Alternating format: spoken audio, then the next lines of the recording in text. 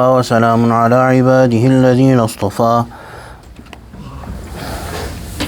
أما بعد فأعوذ بالله من الشيطان الرجيم ولقد أرسلنا نوحا إلى قومه إني لكم نذير مبين ألا تعبدوا إلا الله إني أخاف عليكم عذاب يوم أليم فقال الملأ الذين كفروا من قومه ما نراك إلا بشرا مثلنا وما نراك اتبعك إلا الذين هم أراذلنا بادي الرأي وما نرى لكم علينا من فضل بل نظنكم كاذبين قال يا قوم أرأيتم إن كنت على بينة من ربي وآتاني رحمة من عنده فعميت عليكم أنلزمكموها وأنتم لها كارهون ويا قوم لا أسألكم عليه مالا إن أجري إلا على الله وما أنا بطارد الذين آمنوا إنهم ملاقو ربهم ولكني أراكم قوما تجهلون ويا قوم من ينصرني من الله إن طردتهم أفلا تذكرون ولا أقول لكم عندي خزائن الله ولا أعلم الغيب ولا أقول إني ملك ولا أقول للذين تزدري أعينكم لن يؤتيهم الله خيرا الله أعلم بما أنفسهم إني إذا لمن الظالمين صدق الله العظيم وبلغنا رسوله النبي الكريم ونحن على ذلك من الشاهدين والشاكرين والحمد لله رب العالمين. Surah Hood. The ayat today we are going to do is 25 to 31 inshallah, in which Allah subhanahu wa ta'ala has as an example told the story of Sayyidina Nooh ala nabina alayhi salatu wassalam. His people were the first people who started to do shirk. In the time of Sayyidina Adam, there was no shirk. There was other sins, but no shirk. He was the Nabi whose ummah were the first to do shirk. And Sayyidina Nooh ala nabina alayhi salatu wassalam for a very long time kept on calling them towards the oneness of Allah subhanahu wa ta'ala. And here some of the conversation has been mentioned, which gives a lot of principles and teaches many lessons about what is nubuwwat, what is the reality of nubuwwat, and what is the Nabi supposed to have, and what are the things that are people throughout time have thought and expected of a Nabi, but they are false expectations, baseless expectations. وَلَقَدْ أَرْسَلْنَا نُوحًا إِلَىٰ قَوْمِهِ إِنِّي لَكُمْ نَذِيرٌ مُبِينٌ. We sent Nuh ala nabina alayhi salatu wassalam ila qawmi, to his people. He said to them, إِنِّي لَكُمْ نَذِيرٌ مُبِينٌ, I am here to warn you. أَلَّا تَعْبُدُوا إِلَّا اللَّهِ, that you worship none except Allah. So I am warning you that if you do not worship only Allah, there is إِنِّي أَخَافُ عَلَيْكُمْ عَذَابَ يَوْمٍ أَلِيمٍ, I fear for you the punishment of a painful day. فَقَالَ الْمَلَأ, the chiefs, the heads, or the respectable people from the kuffar. فَقَالَ الْمَلَأُ الَّذِينَ كَفَرُوا مِنْ قَوْمِهِ, from the kuffar among his nation. مَا نَرَاكَ, we do not see you except إِلَّا بَشَرًا, بَشَرًا مِثْلَنَا, a human like us. So the first thing that they presented is that their expectation was that a Nabi should be not a human being, he should be a special creation of Allah, someone like an angel or something else, but not a human like us. Allah has also mentioned the answer that Sayyidina Nooh ala nabina alayhi salatu wassalam gave to them. But first we'll talk about, first Allah has mentioned all the things that they presented before him. So the first thing, why are you a human basically? وَمَا نَرَاكَ اتَّبَعَكَ إِلَّا الَّذِينَ هُمْ أَرَاذِلُنَا بَادِيَ الرَّأْيِ. The other thing is that we do not see that any people who have followed you except those who are the lowliest, أَرَاذِلُنَا, razil, lowliest, inferior social financial status, those people who are poor, who are not very respectable. بَادِيَ الرَّأْيِ.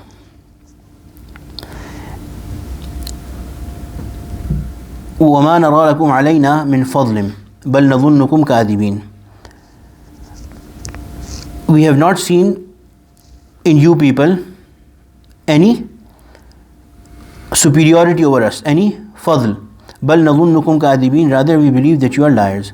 So the first thing was that why you are a human being. Second thing, the people who are following you, and in the detail of this it is written that the people who followed Sayyidina Nooh alayhi salatu wasalam, and this is the way of Allah subhanahu wa ta'ala, that all goodness is generally accepted by the weaker of the community first, the poorer, the socially less respectable people first. This was the way of Allah subhanahu wa ta'ala with all Anbiya and of the Prophet sallallahu alaihi wasallam as well. So the Prophet sallallahu alaihi wasallam, when he wrote a letter to, it is written in the Tafsir that the Prophet sallallahu alaihi wasallam wrote a letter to the Caesar of Rome, Hirqil. The few questions that he asked about the Nabi sallallahu alaihi wasallam, about the signs of the Prophet sallallahu alaihi wasallam, was that who are his followers? Is he followed by poor and the lower people of the society first, or only the chiefs and only the financially sound people, only those people follow him? So he was told that his followers are more of his followers are poor and of a lower social status. Allahu Akbar. He said that this is one of the signs of a true prophet sallallahu alaihi wasallam. So therefore these people, they said that these people who are following you, they are razil, they are lower people, and they do not have a lot of understanding. Their understanding their understanding is superficial. They are not really knowledgeable or have a deeper thinking. They are not intellectual people basically. So the answer is قال يا قوم أرأيتم إن كنت على بينة من ربي. The Prophet Nooh ala nabiyina salatu wasalam responded to them, O my people, Ya qawm, in kuntu ala bayyinatin min rabbi wa atani rahmatan min indi. Tell me if I am on a clear path from my Lord.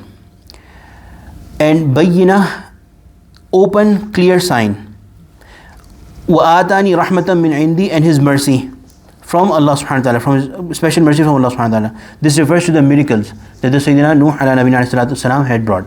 So this is an answer that whoever is following me is not a dalil, not a testimony to me being right or wrong. What I am bringing and the signs that I have, and if I have the mercy from Allah subhanahu wa ta'ala or not, which is the miracles that have been sent with me and are sent with every prophet to prove his prophethood to the people, do I have those or not? If I have those, then that is what a prophet is supposed to have, rather than rich people or what kind of people are following. The kind of people who are following me, that is not a testimony, that is not a sign that I am, that does not prove that I am, that is not an evidence that you should also start following me, but you should start following me based on what I have and what I am bringing you towards. فَعُمِّيَتْ عَلَيْكُمْ. Those signs that I have and the rahmat that I have, that is which is hidden from your sight. Why it is hidden from your sight? Because you are turning a blind eye towards it. أَنُلْزِمُكُمُوهَا. Should we force it upon you? Should we impose it upon you? وَأَنْتُمْ لَهَا كَارِهُونَ. While you are aversive to it. The job of a Nabi is not to forcefully bring people towards faith. He is only a Bashir and a Nadir, as we have mentioned in the previous ayat. They only give the good news or the bad news, alarm people, warn people towards their bad end. It is not their job to force. And therefore, we understand that all Anbiya, to bring faith or to not bring it, it's an action of a person's own choice. Allah subhanahu wa ta'ala, this is the test. Allah subhanahu wa ta'ala has given everybody a choice. They make a conscious choice. Do they want to believe or do they not want to believe? The first thing that they had mentioned, that you are a human being, the answer here is that a Nabi is an example for their people. How could an angel or any other kind of a creation of Allah subhanahu wa ta'ala be an example for human beings? If an angel had been sent, then these people would have said that an angel, their personality, their capacities, they are very different from human beings. So how could we consider an angel, a Nabi or a prophet or an example for us? So a Nabi has to be a human being if they are coming on Nabi, on human beings. They have to be of their own kind. وَيَا قَوْمِ لَا أَسْأَلُكُمْ عَلَيْهِ مَالًا. Another accusation that they had said was that you have no superiority, and rather by way of saying that, they were saying that na'uzu billah, these inferior people and you claiming your prophethood are trying to gain superiority and social status among us. So the Prophet Nooh alayhi salam said to them, وَيَا قَوْمِ لَا أَسْأَلُكُمْ عَلَيْهِ مَالًا. Hakim al-Ummah Mawlana Shaykh Sa'ad Thanvi rahmatullahi alayhi has explained it, that he said to them that, am I asking you for any wealth? Have I ever asked you for any wealth? In ajriya illa ala Allah, all I say is that my reward is with Allah subhanahu wa ta'ala. I'm not seeking anything from you. وَمَا أَنَا بِطَارِدِ الَّذِينَ آمَنُوا. The other thing that you say, that these inferior people, push them away, turn them away, then we will come to you. وَمَا أَنَا بِطَارِدِ الَّذِينَ آمَنُوا. I am not going to turn them away. I am not the one who will drive these believers away. إِنَّهُمْ مُلَاقُوا رَبِّهِمْ. They are going to meet their Lord. وَلَكِنِّي أَرَاكُمْ قَوْمًا تَجْهَلُونَ. And so the meaning here is that they will meet their Lord gracefully, with respect, because they are people of faith. And when somebody is a friend of the king, you respect them. You do not turn them away. So I cannot take the chance of turning them away for your sake. These are respectable people in the eyes of Allah subhanahu wa ta'ala. I am not going to turn them away. They are going to respectfully, gracefully meet Allah subhanahu wa ta'ala, and they can complain about me. وَلَكِنِّي, rather I, أَرَاكُمْ قَوْمًا تَجْهَلُونَ, I see that you are the people of jahalat. You are the people of ignorance. وَيَا قَوْمِ مَنْ يَنْصُرُونِي مِنَ اللَّهِ إِنْ طَرَدتُّهُمْ. O people, who would help me against the punishment of Allah, إِنْ طَرَدتُّهُمْ, if I turn them away, if I drive them away. أَفَلَا تَذَكَّرُونَ. Would you still take no lesson? Would you be there to help me out? No. وَلَا أَقُولُ لَكُمْ عِنْدِي خَزَائِنُ اللَّهِ. And I do not say to you that I have the treasures of Allah. So I am a Nabi. My claim is that I am a Nabi, and I call you towards the oneness of Allah and prove my prophethood through the mu'jizat. But I never say to you that I have the complete perfect control of all the treasures of Allah subhanahu wa ta'ala. I do not say that I am a wealthy man, and that is not required of me to be rich to be a prophet. This proves that Anbiya do not have the knowledge of all the treasures of Allah subhanahu wa ta'ala. When Anbiya do not have it, how could Awliya have it? Some people have this belief that the friends of Allah, they have the knowledge of the hidden treasures of the world, they can help us become rich. None of that information necessarily is with anyone. Even Anbiya are saying that we do not have the knowledge of the hidden treasures of Allah subhanahu wa ta'ala. وَلَا أَعْلَمُ الْغَيْبِ. Second thing, I do not claim that I have any knowledge of أَعْلَمُ الْغَيْبِ. I have perfect knowledge of the hidden, the unseen. So Anbiya do not have the knowledge of the unseen. وَلَا أَقُولُ إِنِّي مَلَكٌ. Neither do I say that I am an angel. وَلَا أَقُولُ لِلَّذِينَ تَزْدَرِي أَعْيُنُكُمْ. Nor do I say, as you do, about those who are contemptible in your eyes, لَن يُؤْتِيَهُمُ اللَّهُ خَيْرًا. That Allah will never reward them with any good.